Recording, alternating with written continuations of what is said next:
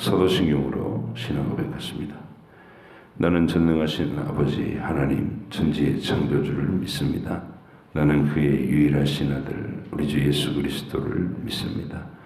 그는 성령으로 잉태되어 동정녀 마리아에게서 나시고 본디오 빌라도에게 고난을 받아 십자가에 못 박혀 죽으시고 장사된 지 사흘 만에 죽은 자 가운데서 다시 살아나셨으며 하늘에 오르시어 전능하신 아버지 하나님 우편에 앉아 계시다가 거기로부터 살아있는 자와 죽은 자를 심판하러 오십니다.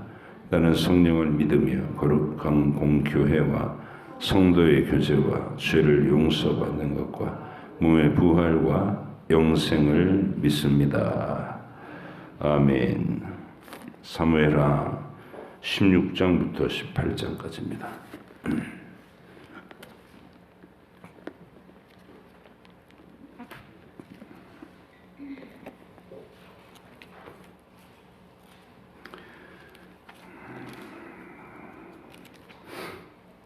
사무엘하 16장부터 18장까지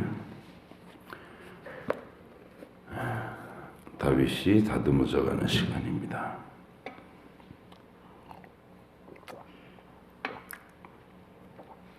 함께 읽겠습니다.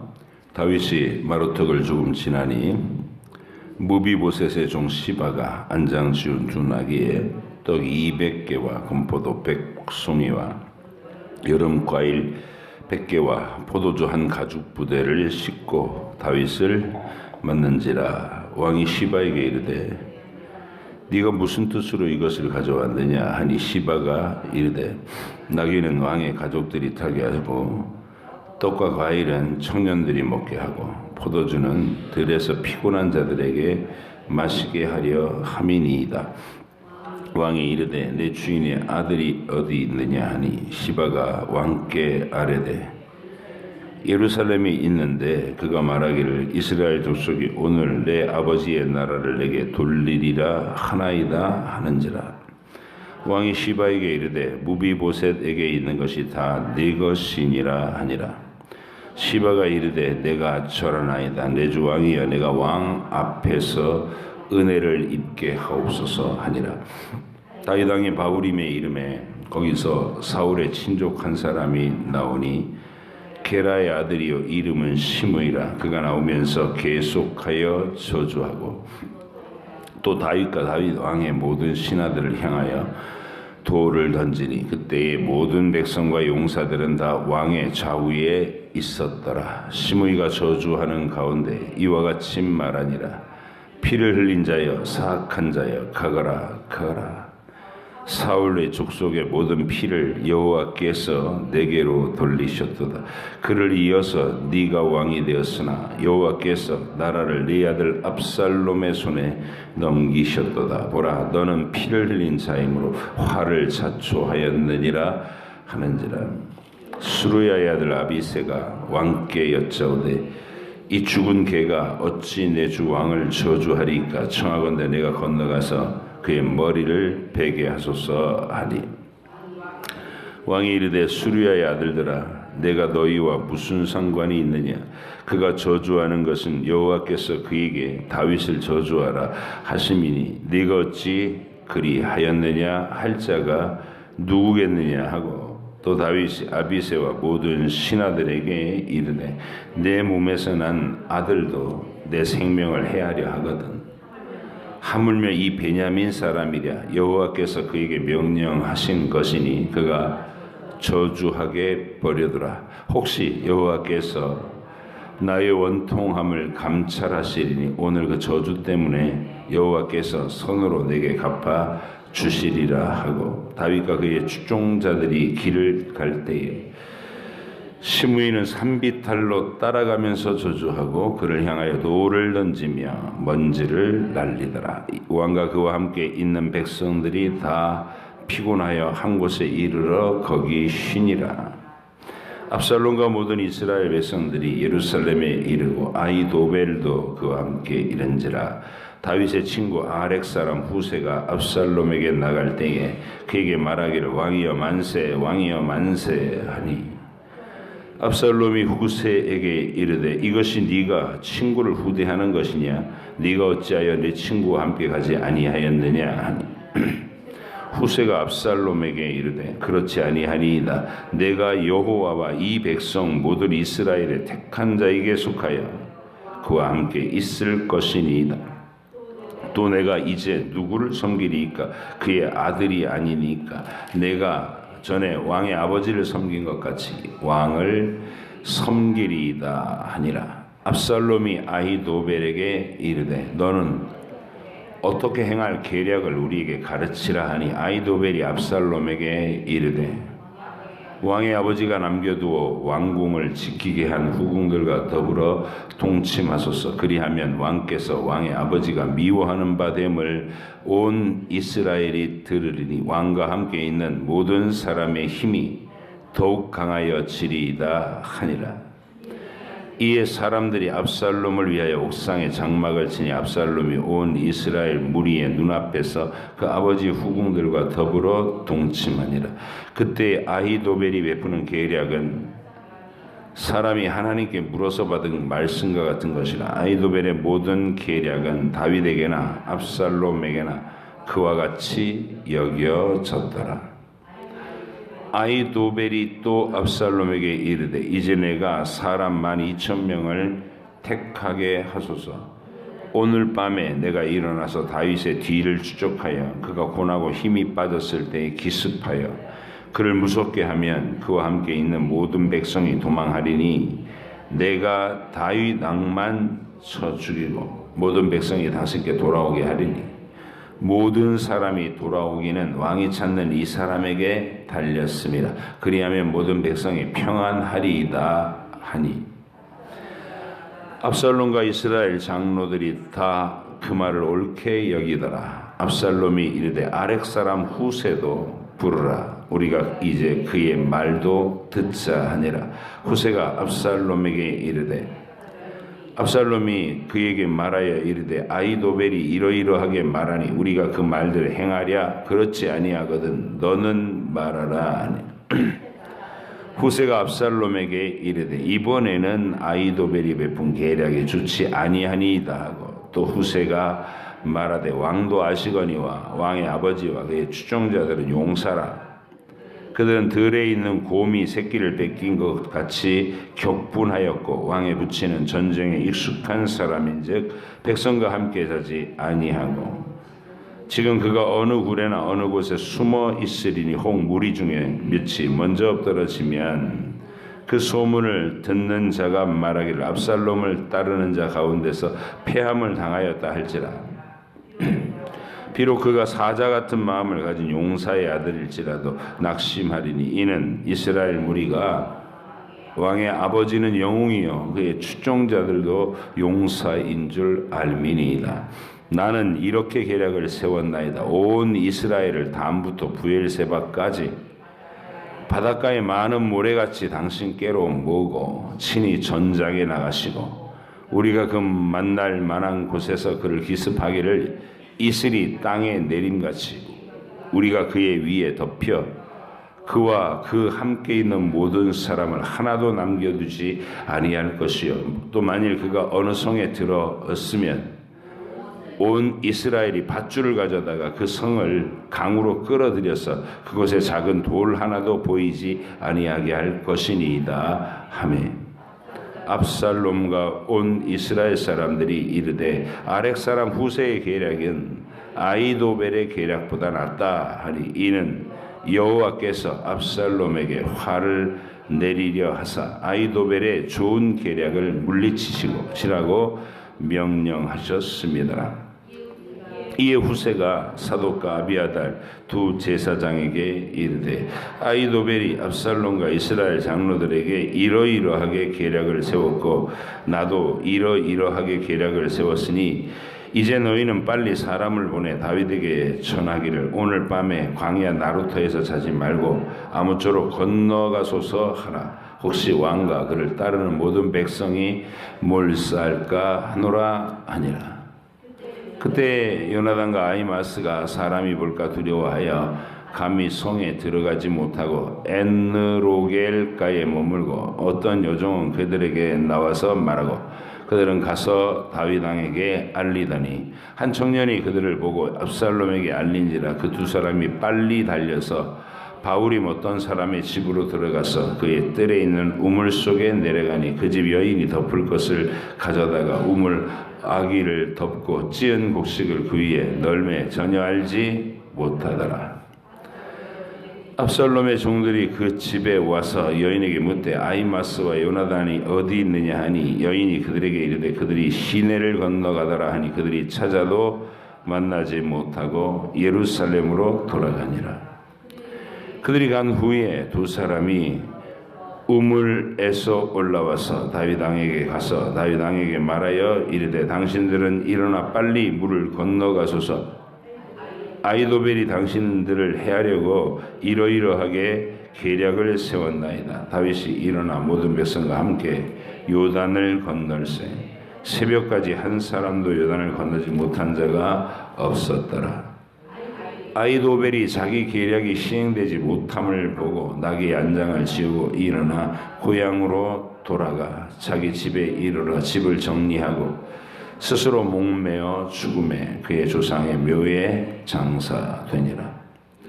이에 다윗은 마하나임에 이르고 압살롬은 모든 이스라엘 사람과 함께 요단을 건너니라. 압살롬이 아마사로 요압을 대신하여 군 지휘관으로 삼으니라.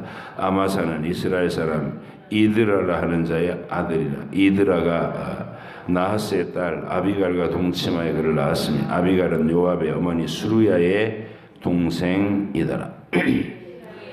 이에 이스라엘 무리와 압살롬이 길르앗 땅에 진친이라. 다윗이 마하나임에 이르렀을 때 암몬 족속에게 속한 라빠 사람 나하스의 아들 소바와 로데발 사람 암미올의 아들 마길과 로글림 길르앗 사람 바르실레가 침상과 대야와 질그릇과 밀과 보리와 밀가루와 볶은 곡식과 콩과 팥과 볶은 녹두와 꿀과 버터와 양과 치즈를 가져다가 다윗과 그와 함께한 백성에게 먹게 하였으니 이는 그들 생각에 백성이 들에서 시장하고 곤하고 목마르겠다 함이더라.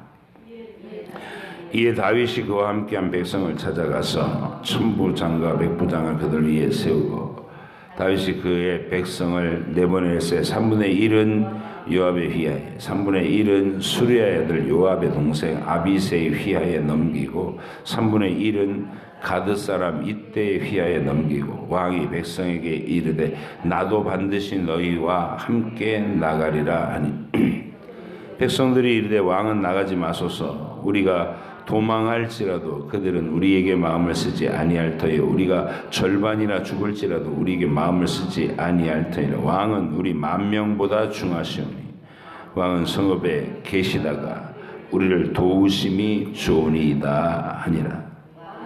왕이 그들에게 이르되 너희가 좋게 여기는 대로 내가 행하리라 하고 문 곁에 왕이 섬에 모든 백성이 100명씩 1000명씩 대를 지어 나가는지라.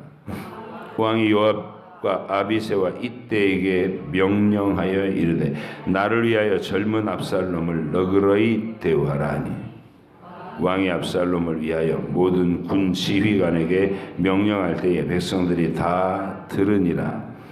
이에 백성이 이스라엘을 치러 들러나가서 에브라임 숲풀에서 싸우더니 거기서 이스라엘 백성이 다윗의 부하들에게 패하매 그날 그곳에서 전사자가 많아 20,000명에 이르렀고 그 땅에서 사면으로 퍼져 싸웠으므로 그날에 숲풀에서 죽은 자가 칼에 죽은 자보다 많았더라.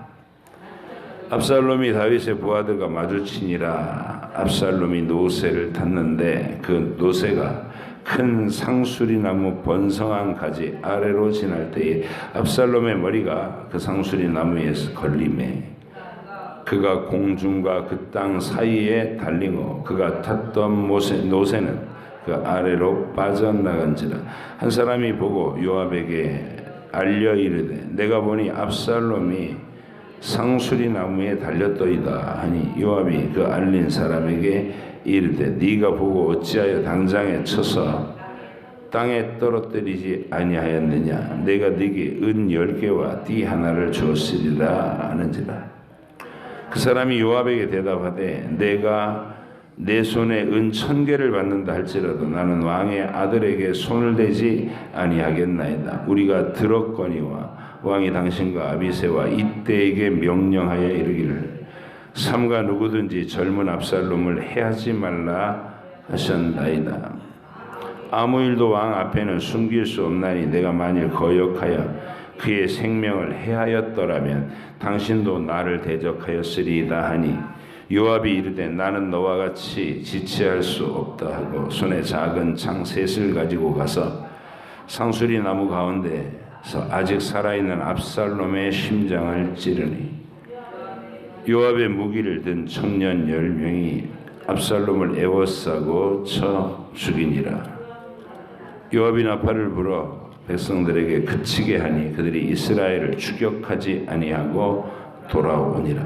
그들이 압살롬을 옮겨다가 숲을 가운데 큰 구멍에 그를 던지고 그 위에 매우 큰 돌무더기를 쌓으니라. 온 이스라엘 무리가 각기 장막으로 도망가니라. 압살롬이 살았을 때에 자기를 위하여 한 비석을 마련하여 세웠으니 이는 그가 자기 이름을 전할 아들이 내게 없다고 말하였습니다. 그러므로 자기 이름을 기념하여 그 비석에 이름을 붙였으며 그 비석이 왕의 골짜기에 있고 이제까지 그것을 압살롬의 기념비라 일컫더라.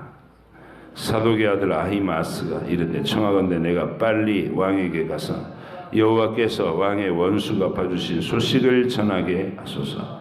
요압이 그에게 이르되 너는 오늘 이 소식을 전하는 자가 되지 말고 다른 날에 전할 것이니라. 왕의 아들이 죽었나니 네가 오늘 소식을 전하지 못하리라 하고 요압이 굿수 사람에게 이르되 내가 가서 본 것을 왕께 아뢰라 하매 굿수 사람이 요압에게 절하고 다름질하여 가니 사독의 아들 아히마스가 다시 요압에게 이르되 청하건대 아무쪼록 내가 또한 굿수 사람의 뒤를 따라 달려가게 하소서 하니 요압이 이르되 내 아들아 너는 왜 달려가려 하느냐? 이 소식으로 말미암아서는 너는 상을 받지 못하리라 하되 그가 한사코 달려가겠노라 하는지라.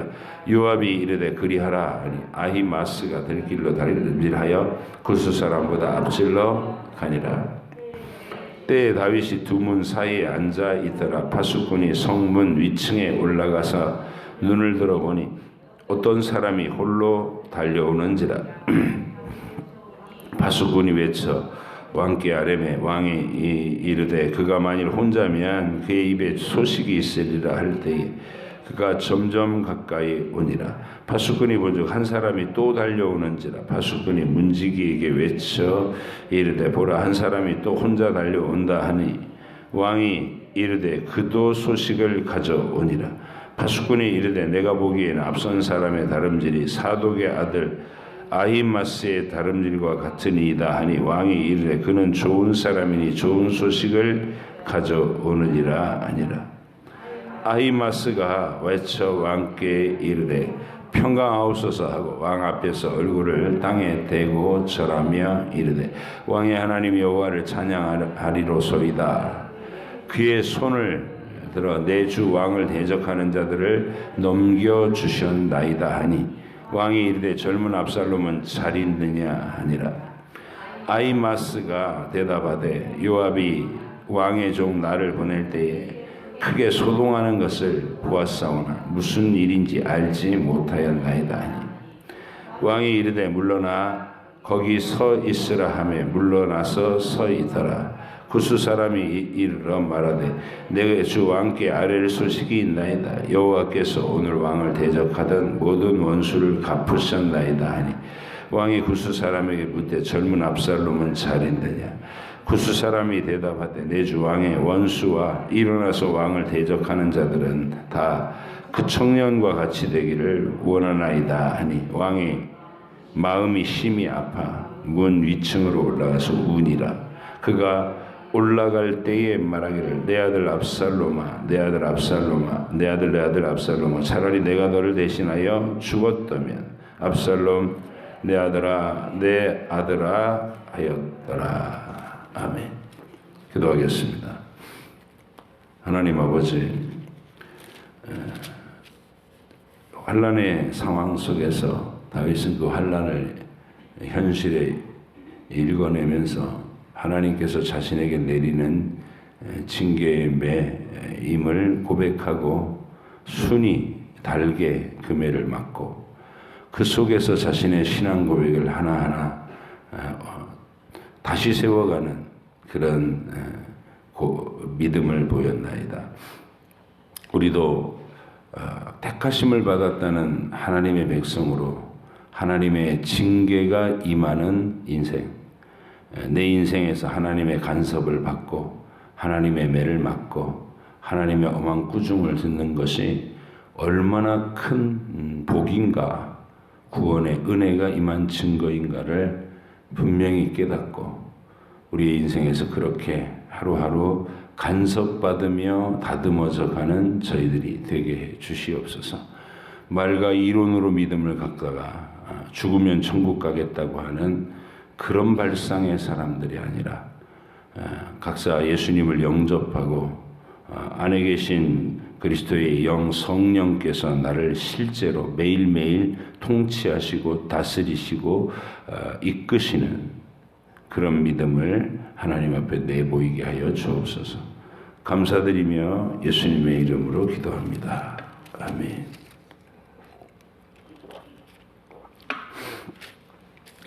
사무엘 하에서 이 바세바 사건 이후로의 다윗, 이제 사실은 어떤 의미에서는 우리 복음의 진수를 그의 인생을 통해서 예표로 보게 되는 겁니다. 복음이라는 건 죄인인 우리가 자기의 노력, 자기의 율법의 의를 의롭게 내세워서 그걸로 교만해지고 다른 사람을 판단하고 심판하고 정죄하고 이쪽으로 빠지는 그 윤리 도덕의 길, 윤리 도덕이 나쁘다는 게 아니라 하나님의 백성도 마땅히 도덕적인 룰을 지키고 노력해야죠. 근데 그것이 자기 의라고 생각하는 쪽, 그걸로 구원의 자격을 얻을 수 있다고 생각하는 사람, 그런 사람들을 율법주의자, 윤리주의자라고 하는 겁니다.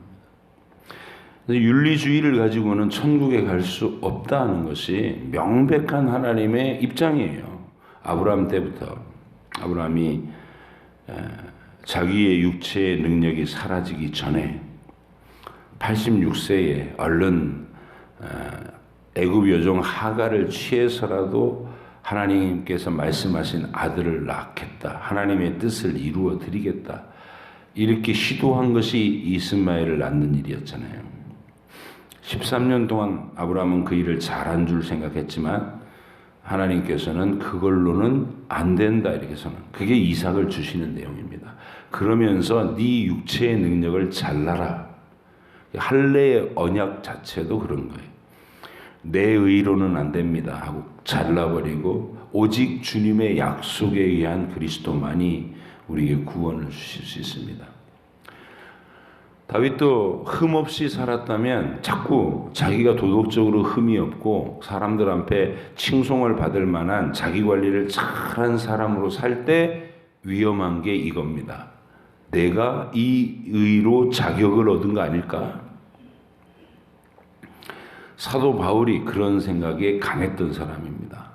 율법의 의로는 다른 사람이 나한테 뭐라 입도 뻥끗 못하도록 완벽하게 지켰다. 그러나 그 율법을 완벽하게 지켰다고 하는 자부심이 그를 난폭하게 만들고 극렬하게 만들어서 사람을 잡아 죽이더라. 예수 믿는 사람들. 그는 살인자가 됐습니다. 율법을 철저히 지켰는데 자기는 살인자가 됐어요. 부활하신 예수님을 만나가지고 그게 아니다라는 것을 철저하게 일깨우자. 그리고 나서 바울은 그때부터 자부심을 죽입니다. 자기의 가문, 학벌, 능력, 언변, 자랑하던 모든 것을 배설물처럼 여기게 됐다. 예수님이 그 피로 덮고 가리고 예수님의 그 완전한 의로 옷 입혀주지 않으면 나는 부끄러운 자다.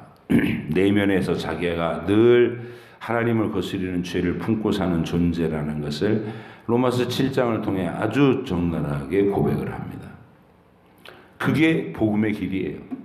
우리가 다윗이 이 밧세바 사건으로 자기 내면의 악을 눈으로 목격하기 전까지는 다윗은 어떤 면에서는 자기의 어떤 도덕적인 의를 의지했던 면이 없지 않습니다. 내가 하나님 앞에 잘 살아냈으니까 내 깨끗함을 보고 주님이 나를 잘 대해 주시는 거야, 이렇게 이해를 했던 거예요. 그런데 자기가 자기 스스로도 도저히 이게 객관적으로 들을 때 용납할 수 없는 짓을 벌이게 되고 나서, 그리고 아들들 사이에서 벌어지는 그 참극을 목격하고 나서 다윗은 인간이라는 존재에 대해서, 우리의 한계에 대해서, 그리고 왜 그렇게 철저히 완전한 그리스도가 세상에 오셔야 되는가에 대한 철저한 자각을 합니다. 그래서 허물을 덮고 죄를 가려주신 은혜를 받은 사람의 행복에 대하여 이렇게 다윗의 고백이 달라졌죠. 복음적으로 달라집니다. 여러분과 제가 성경을 읽을 때 다윗의 신나는 승리의 부분만 포커스를 맞춰가지고 어디서든 이겼다, 어디서든 정복했다, 어디서든 잘했다, 여기에 너무 이렇게 마음의 비중을 두시고 읽으시면 안 됩니다. 다윗이 자기 안에 있는 그 처절한 죄가 드러나고 나서 어떻게 고스란히 하나님의 매를 맞으며 벌을 받으며 인내하며 다듬어지며 살아가는가, 그리고 어떻게 완성되는가, 거기에 우리도 주목을 하고 같은 길을 걸어야 될 줄로 믿습니다. 다윗이 하나님 앞에서 매맞으면서 하는 이게 지금 시점이 어느 시점이냐면 밧세바 취하고 나서 곧바로 나단에게 지적받고 바로 온 징계가 아니에요. 이게 아이들이 자라서 성인이 한 10년 정도 시간이 지난 후에 일어난 일입니다. 그러면 내 범죄했던 기억, 10년 전에 범죄했던 기억이 시간 속에서 이렇게 흐려졌을 거 아니에요. 속에서 무디어졌을 거고. 그런데 압살롬이, 이렇게 암논이 그렇게 이복 누이 동생을 성폭해 하는 사건이 중간에 뻥 터지고, 그걸 또 앙심을 품었던 압살롬이 2년 후에 암논을 죽여버리는 일이 또 뻥 터지고, 이렇게 중간중간에 하나님이 주의를 환기시킵니다. 잊어버리지 못하도록. 암논이 그 짓을 벌였을 때 아마 다윗은 다시 자기의 그 범죄하던 순간이 기억이 났을 거예요. 진저리 잊혀지도록. 아, 내게 있던 죄의 성정이 고스란히 내 아들에게로 가서 암논이 거의 짐승과 같은 짓을 하는구나. 이런 아픔이 그로 못 움직이게 만드는 요소가 될 수도 있죠. 자녀에 대해서 단호하게 이 법의 잣대로 처단을 했어야 되는데 그걸 못 해주니까 압살롬이 나서 갖고 도덕적인 의를 주장하면서 아버지 다윗을 정죄한 거예요. 그런 일들이 벌어질 때 이제 드디어 압살롬이 아히도벨과 같은 관점으로 둘이서 의기투합한 겁니다. 저런 놈은 살려둬서는 안 된다. 이스라엘의 왕이 저렇게 흉악한 놈이 이스라엘 왕이라고 세워져 있어서는 안 된다. 그게 아히도벨의 관점입니다. 왜냐하면 아히도벨은 충직스러운 손녀 사위인 우리아를 알기 때문에, 그리고 아히도벨의 도덕적인 성품 자체가 우리아 같은 사람을 사랑하게 돼 있어요. 다윗의 비부도덕한 그 모습에 대해서는 증오심을 가지고 성실하게 자기를 지키는 도덕주의자들한테는 멋있게 보고 그리고 사랑스러워하고, 근데 그렇게 충성스럽고 우직한 우리아를 지 욕심 때문에 죽게 만들어 이게 아히도벨을 격분하게 만들었고 용서하지 못하게 만드는 겁니다. 이제 그리고 그 우리아가 죽고 나서 솔랑 다윗에게로 가가지고 왕비 노릇하고 있는 손녀도 자기 친손녀죠. 밧세바죠. 밧세바도 미운 거예요. 이것들을 살려두지 않겠다. 이게 도덕주의가 자기 의를 주장하면서 이 나라를 바로잡겠다 그러면서 명분을 가지고 나온 거예요. 도덕주의자들은 항상 그 명분이 있습니다. 이 나라를 바로잡겠어. 우리가 해내겠어. 저런 악당들은 처단해야 돼. 이러면서 본인들이 심판관이 됩니다. 반드시 도덕주의자들이. 그래서 이 모습이 하나님 보시기 아니라는 거예요. 도덕주의자들은. 완전한 의를 이룰 수도 없고 본인들이 자기는 의롭다고 생각하는데 다른 사람들은 막 판단하고 정죄하고 죽이는 칼날로 쓰고, 그리고 더 깊이 들어가 봤더니 나중에 바리새인들이 주로 그런 도덕주의자들이었는데 들어가 보니까 내로남불이더라. 누구나 다. 다른 사람한테는 명분을 이야기하고 도덕을 얘기하는데 지는 뒤로 무슨 일이든 다 하더라. 이 위선, 이게 도덕주의의 어떤 특징이에요.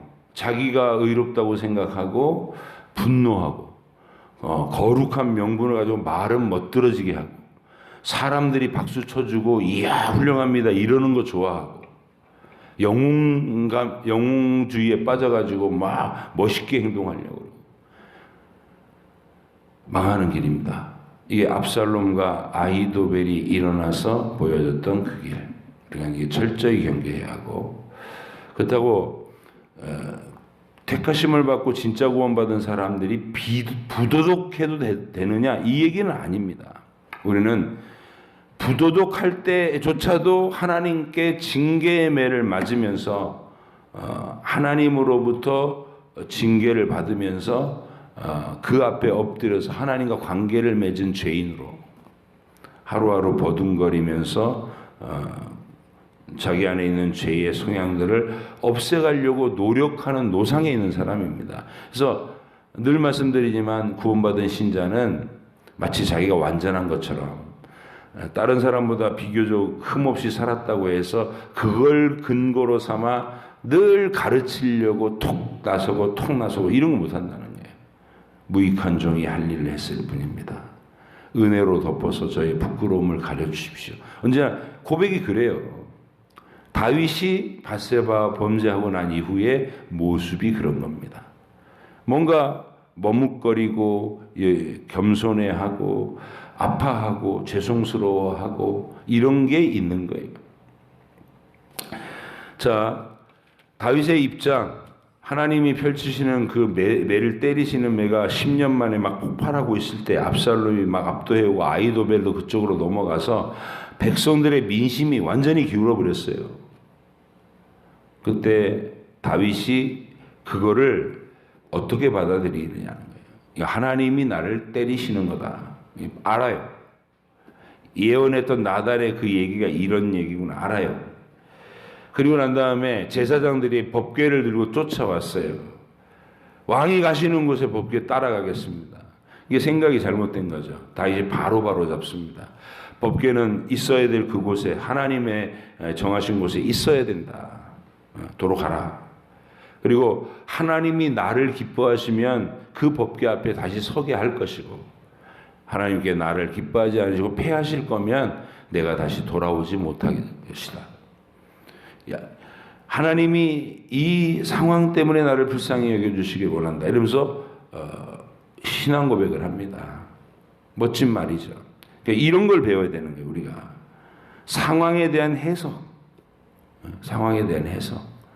막 억울해하지 않고 당황하지 않고 하나님이 펼치신 이 일을 이제 정확하게 회개한 자로서의 반응. 내가 하나님 때리시는 매를 맞겠다 그 말이죠. 기뻐하시면 매를 때리신 후에 다시 돌아오게 해서 하나님 앞에 세워주실 것이고 나를 미워하셔서 패하실 거면 나는 당하리라 이 말이고, 오늘 읽은 본문에서는 시바라는 사람이 막 저주의 욕을 하죠.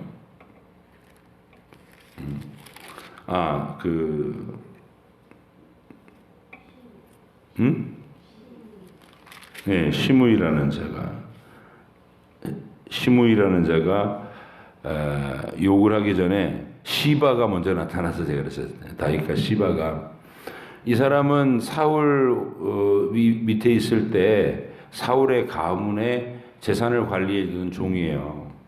근데 이제 사울이 몰락을 하니까 그 아들 무비보셋은, 요나단의 아들 무비보셋은 다리를 절고 불구가 됐고, 그러니까 이제 자기 아들들을 막 착복을 해갖고 번창을 하고, 무비보셋은 어디 딴 곳에 떨거지로 쫓겨나 있었어요. 근데 다윗이 떡 나타나갖고 무비보셋 찾아라, 요나단과 약속 지키겠다. 무비보셋 왔더니 그 시바가 먼저 다윗한테 와서 네 그 주인의 아들을 찾아라, 찾아놨더니 처음에 다윗왕한테 좀 무비보셋에 대해서 별거 아니라고 얘기를 쭉 하려고 했는데, 결과적으로 찾아놓고 보니까 네가 가진 모든 게 요나단 거다, 이렇게 선언해 버리는 거예요. 무비보셋 거다. 그리고 네가 무비보셋을 잘 섬겨라. 그리고 종으로 다시 강등시켜 버렸습니다. 그게 억울했던 거예요, 얘는, 시바는. 그래가지고 반역이 일어나니까 이게 몸이 불편한 이 무비보셋을 따돌리고 가장 적절한 다윗과 그 무리들이 필요한 것들, 얼마나 절박했겠어요. 먹을 거, 입을 거, 구호품 가지고 딱 적절하게 왔어요. 그러니까 판단은 이건 결국은 다윗이 이길 거다, 이렇게 판단을 내렸겠죠. 악당이지만. 그리고 와갖고 하는 말은 거짓말한 거예요. 요나단의 아들 무비보셋이 이제 내 세상에 다시 왔다. 다윗은 몰락하고 우리 아버지의 피를 저들에게 갚을 것이다, 이러고 있다고 거짓말을 해요. 그랬더니 다윗이 그 말에 대해서 무척 섭섭함을 느낀 겁니다. 그 순간에 이렇게 얘기해요. 그의 가지고 있는 거 다 네가 가져라, 선언해요. 근데 또 나중에 끝나고 나면 이 무비보셋이 그때서 나타나죠. 다윗이 승리하고 문제 다 해결되니까 그때서는 수염도 안 깎고 초라한 모습으로 이렇게 간절히 와요. 와가지고 하는 말이, 이 시바가 자기를 따돌리고 가서 음해하였다고 실상을 밝혀요. 그때 다윗이 뭐라 그랬냐면, 이거 헷갈리잖아요. 어느 게 진실인지. 반반씩 나눠라 그랬버려요. 그러니까 결국은 무비보셋에게 서운함이 남아있는 거예요. 너는 어떻게 해서라도 왔어야 했다.